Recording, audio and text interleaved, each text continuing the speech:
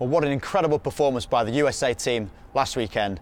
And we're going to look in depth at their momentum they had throughout the whole tournament, specifically through their restarts, their defence and their attack. Now, the restarts is a really prominent figure that they were retaining 3 times as many contestable restarts as the tournament average, which is a staggering advantage when you're trying to get the ball back after just scoring. The second element of their game, again, is a real strength, is their defence, that they were conceding just half as many points per game than the tournament average. And finally, in attack, as you might well assume, were scoring 24 points more than the 18.6 average for the rest of the tournament. Now, they're great numbers and very impactful, but the best thing to do is show examples of just how they were seen throughout the tournament. The first clip shows how this USA team are so threatening at restart, with 6 people who can all go for the ball, but namely Asefo, Baker and Barrett.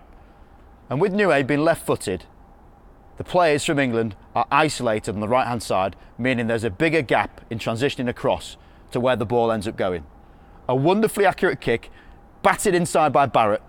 Baker finds the exact hole that the England players were not able to fulfill. Now, what gives this USA team X factor at the restart is Nue's ability to use both feet, which is what we'll see with this next clip. Staying square, he's able to put the ball on his right foot, a rare skill in the game of sevens. And again, wonderful accuracy means that Asefo can catch the ball with 2 hands, most importantly, keeping what we're deeming momentum in what is usually a 50-50 or perhaps slightly less advantageous situation for the attack to be in.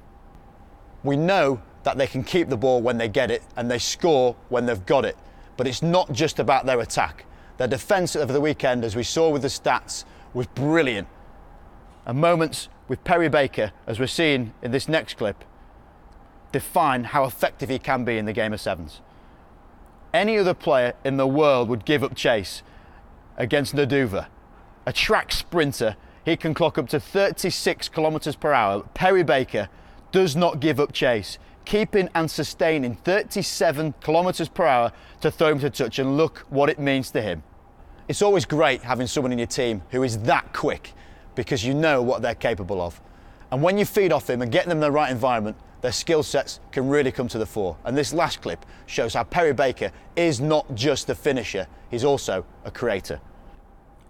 The ball shifted very quickly, the US loving to have a flat line, and Danny Barrett decides to take on the Argentinians in the final. Baker tracks the play, clocking up the defenders beaten for fun. He manages to evade 5 tackles before offloading to Danny Barrett for him to do the damage through the middle. Now, what I like most about this USA team is the fact they're all personalities, the most diverse team on the World Series.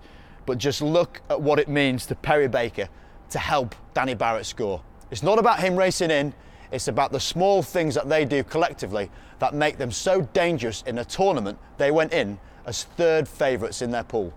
Staggering achievement, and we hope to see much more.